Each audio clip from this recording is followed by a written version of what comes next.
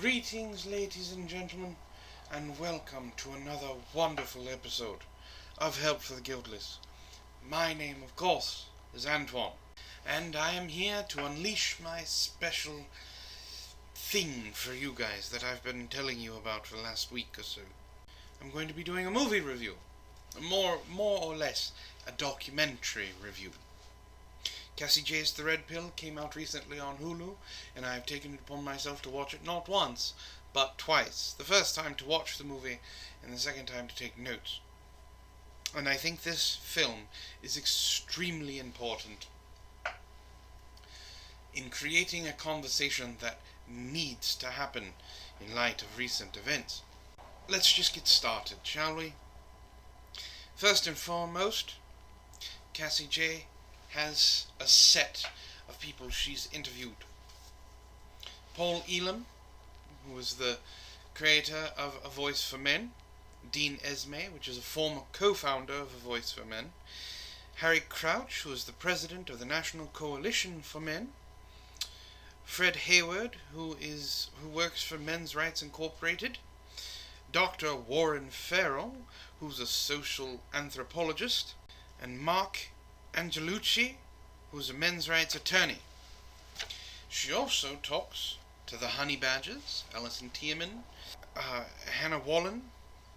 She also talks to Erin Pizzi, who, if you don't know who that is, she pretty much cornered the market on female domestic violence shelters. She opened the very first one. She also talks to Karen Strawn, more specifically, who is also of the Honey Badgers, but is a very, very prominent voice in the men's rights movement. Now that's a lot of people to interview, and I'm sure she's interviewed a ton more over the year it took her to make this documentary. But she did try and even it out by talking to some feminist speakers. So let's talk about the other side. She interviewed Dr. Michael Kimmel, who is a professor of sociology and gender studies. She interviewed Michael Mesner, who is also a professor of sociology and gender studies. She also talked to Catherine Spiller, who is the executive director of Feminist Majority Foundation and also the executive editor of Ms. Magazine. And of course, she interviewed Chanty Binks, who is Big Red. If you don't know who Big Red is, this is Big Red. Now, that's not a lot of feminist names, is it? First thing I want to point out for that is Cassie Jaye tried to get feminists to do the interviews. They refused when they found out what she was doing her subject on. The best way, of course, to support your ideology is to run from any challenging nature of it. This documentary, I could talk for hours about it. There's just that much information.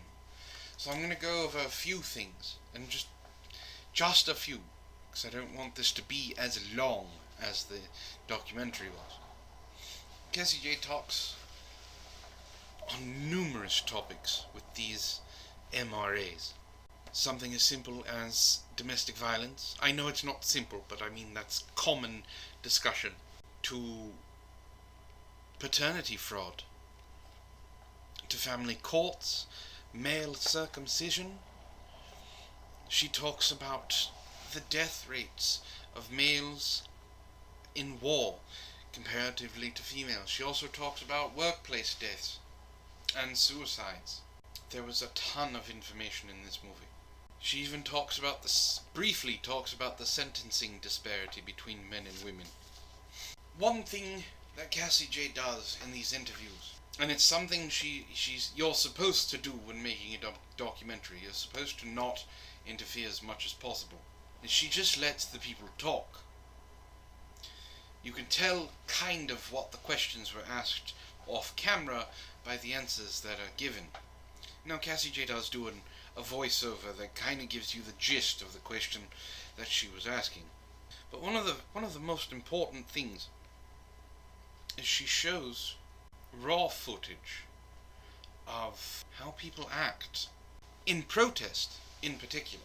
She shows three of them. Now, the first one is near the opening of the film, and it's for a rally that's titled "A Rally for Boys and Men in Crisis." And the speaker, who's talking to the audience, not Cassie Jaye, but the audience at the rally, says it's the largest gathering of supporters he had ever seen. And then you see what he's talking to, and it's about 30 people. But that's the largest gathering. And just as he starts saying something, in comes the protesters, being as loud and obnoxious as possible. Only about 50 yards away. And of course they have their wonderful chant that all of them say: racist, sexist, anti-gay, MRAs go away. And while this chant is going on, someone picks up a megaphone and basically says they're a racist, fascist front for a group of white supremacists. This is par for the course. Now, she talks about the percentage of men who die in wars over the last few, and by few I mean going all the way back to Vietnam. And she gives the percentages of men who die compared to women. And it starts off with 99% men, 99% men, and then it goes to 98%, and then it drops to 95%, and then it goes back up to 98% and 98%. So according to those statistics, that means about 97.5% of men are the victims of war, which, of course, counterdicts Hillary Clinton's wonderful quote of women are the primary victims of war because they lose husbands and sons, whereas it's actually the men who are the victims because they die. But she doesn't point that out in the movie. That's just something that I thought was interesting. And going back to Hillary Clinton, over the last couple of years we've had an election cycle going. I don't know if you knew. Well, there's a clip of Hillary Clinton being asked in a debate-ish style question if she believes women should be drafted, and she didn't answer. Now she gave an answer, but what I mean by she didn't answer the question. She hemmed and hawed and wishy-washied her way around it, and then turned it around to be about, instead of the draft, she stated that she thinks every 18-year-old out there should register to vote, which got roaring applause. The only problem is she didn't answer the fucking question. Now, there's some heart-wrenching stories in this documentary. It's a rough one if you're going to watch it, and I suggest you do. Now, what we get near the end is we hear about... I know I'm jumping around, but this is just something small, but it's kind of telling. We always hear that the Southern Poverty Law Center has declared the men's rights movement a hate group. So what did Cassie Jaye do?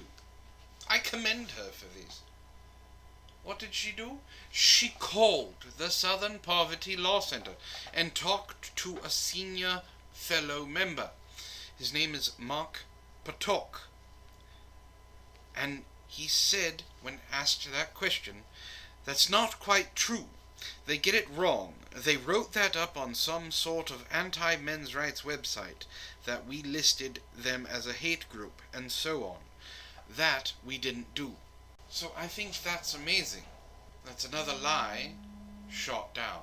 Now, most of this is focused on domestic violence and family courts and things of that nature.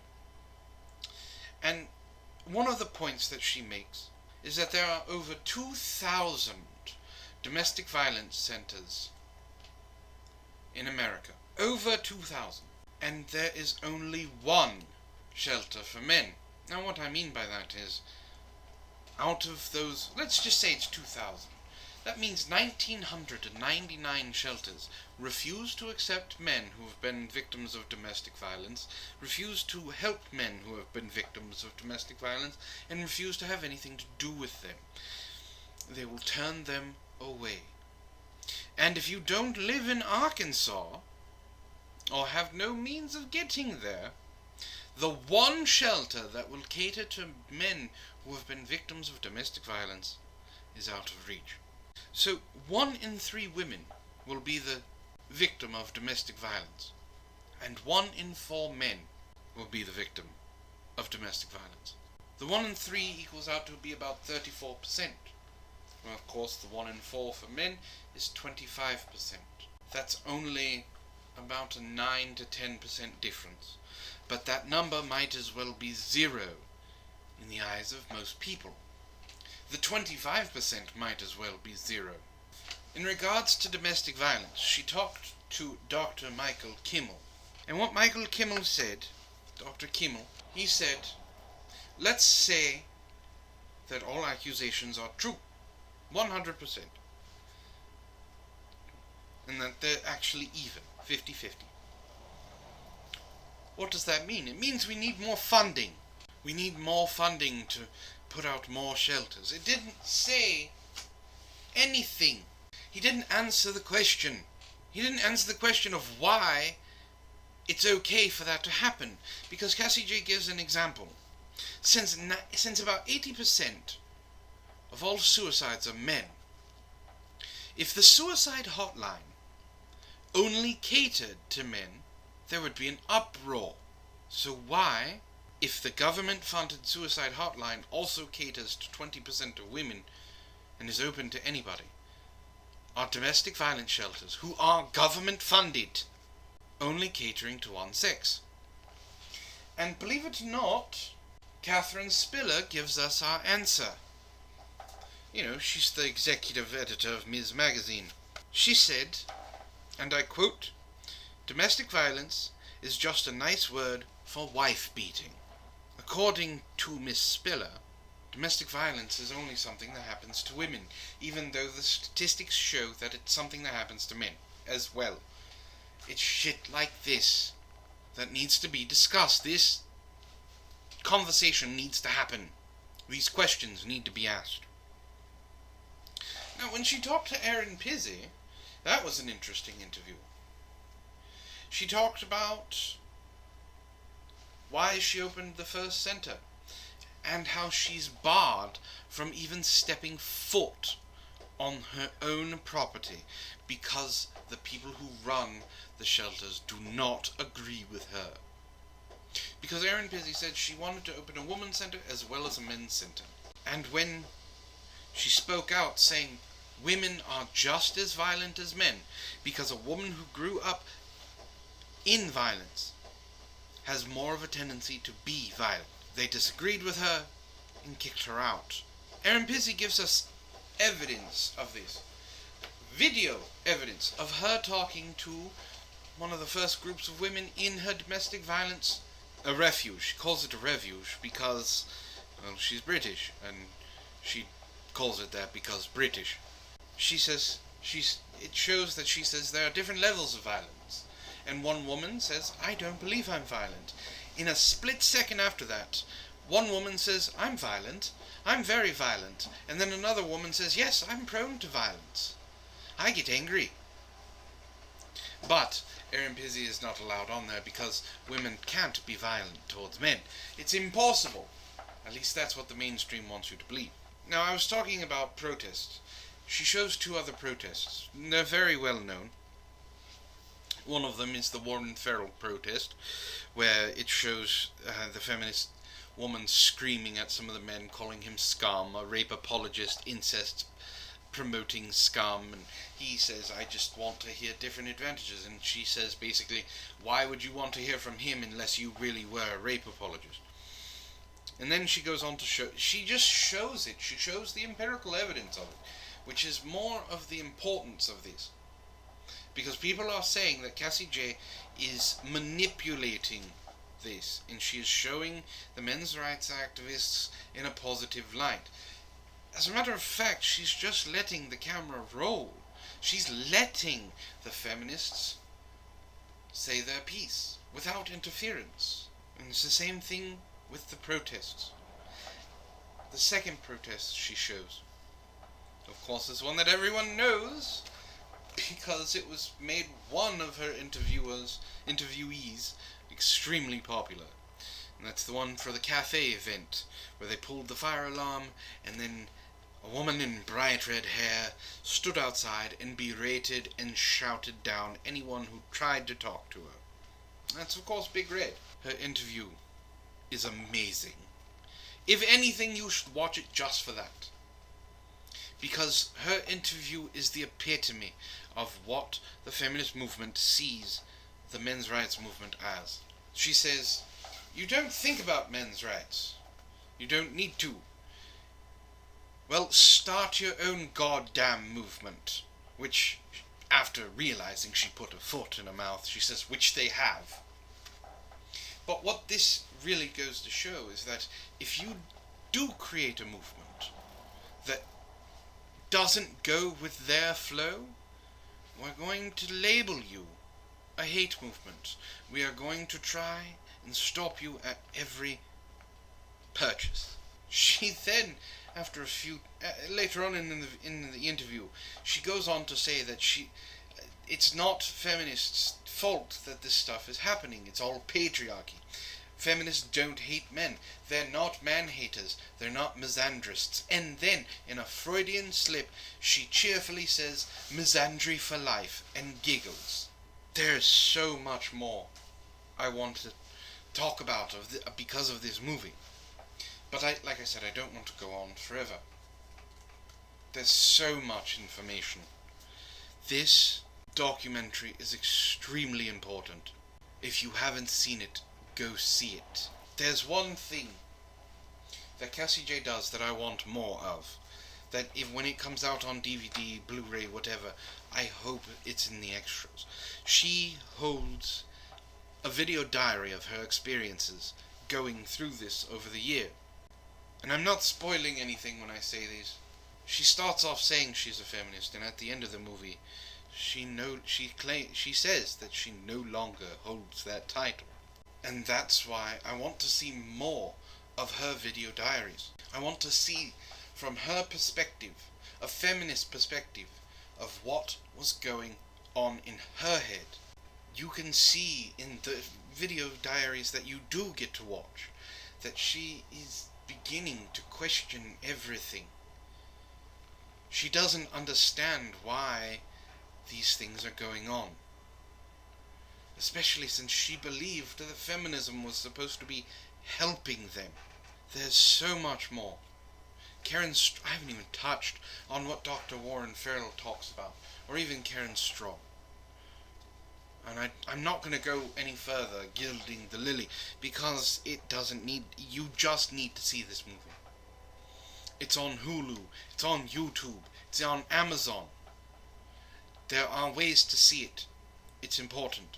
And I challenge you to sit down with one of your SJW or feminist friends and watch this with them.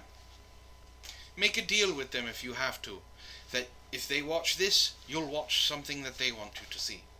There are a ton of feminist documentaries out there. Watch it with them, and then afterwards have a conversation. This is stuff that needs to happen. This is conversation that needs to happen to heal the rift that is between the two ideological differences. I stated before in that little quickie thing that I did about Lacey Green, we can't stay on opposite sides of the room anymore and just pelt each other with rocks. We need to do something. We need an understanding. And I'm not expecting it to happen in my lifetime or even my future children's lifetime. But we can't continually be locked in this conflict. If Cassie Jaye can set aside her biases and actually experience this, then others can as well. But I'd love to know what you have to say. Let me know in the comments. I'm not going to give this documentary a score of X out of 10. I'm telling you now, it's something you have to see. Thank you very much for listening to my review. Thank you for being patient with me while I was getting it together. I wish I could go on and on about the red pill. I have so many more notes that I took. But thank you for listening. If you like what I do, hit like and subscribe. Share me around. You can follow me on the Facebook page. You can also contact me through all of the relevant links down below. This has been Help for the Guildless. My name once again is Antoine. I hope you folks have a wonderful evening.